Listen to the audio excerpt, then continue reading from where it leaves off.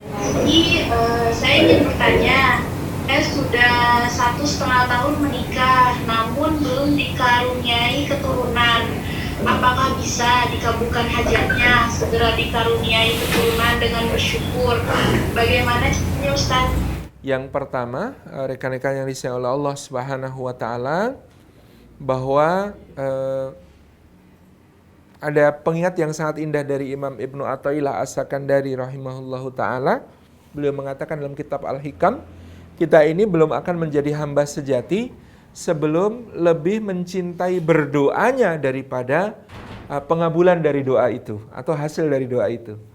Seperti seorang kekasih ketika dia diminta memilih mendapatkan hadiah lalu berpisah, ataukah bersama dengan kekasihnya bermesraan seharian, mana yang dia pilih? Dia akan memilih bermesraan seharian dengan kekasihnya, karena dia akan mendapatkan segalanya dari kemesraan seharian itu.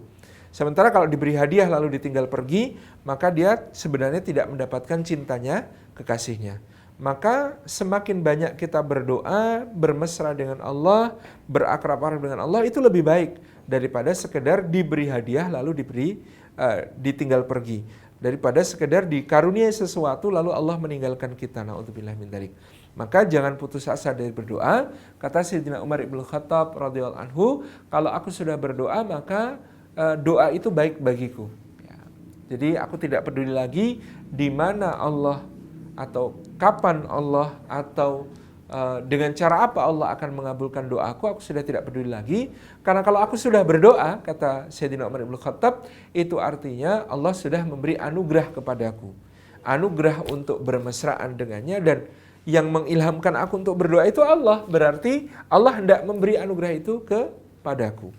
Jadi bagian dari kesabaran yang luar biasa dan kesyukuran yang luar biasa seorang ayah dan ibu yang belum dikaruniai momongan, ya, ini berdoa kepada Allah Subhanahu wa taala terus-menerus tanpa henti.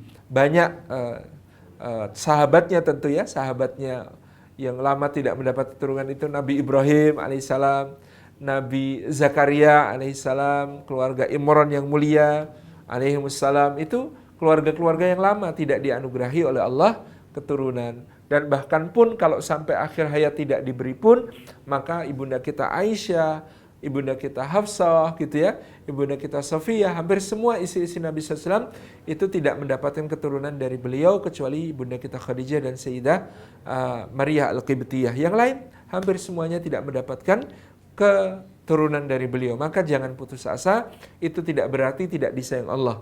Tidak diberi keturunan bukan berarti tidak disayang oleh Allah Subhanahu wa taala. Nyatanya ada orang-orang yang jauh lebih mulia dari kita yang juga tidak dikaruniai keturunan.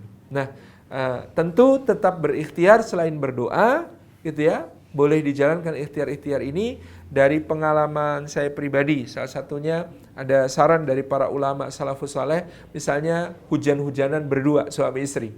Ini logikanya ada dalam Al-Quran bahwa Allah itu menurunkan air minas sama'i, gitu, ya. Ma'am minas sama'i fa'ahya bihil arda ba'da mautiha. Allah itu menurunkan air dari langit yang berupa hujan yang penuh berkah, yang Allah kemudian hidupkan bumi sesudah matinya. Nah, laki-laki dan perempuan, manusia itu kan terbuat dari tanah. Tanah itu dari bumi. Nah, kalau ada bagian yang mati, belum bisa menumbuhkan sesuatu, maka barangkali dengan dicurahi air hujan, dia akan kemudian hidup dan dia akan menjadi tempat tumbuhnya sesuatu. Jadi tips pertama itu ikhtiar fisiknya hujan-hujanan. Ini adalah ada dalam kitab At-Tibbun Nabawi karya Imam Ibnu Qayyim Al-Jauziyah. Ikhtiar kedua yang pernah saya jalankan dulu, jadi saya dulu menikah itu, sekarang kami punya 4 anak, ya, itu dari 8 kehamilan. Jadi istri saya keguguran 4 kali, bahkan 2 kali sebelum anak pertama, 2 kali sesudah anak pertama. Nah, ketika kemudian kami baru punya 1 anak, itu nunggu anak kedua lama sekali, hampir 8 tahun, ya.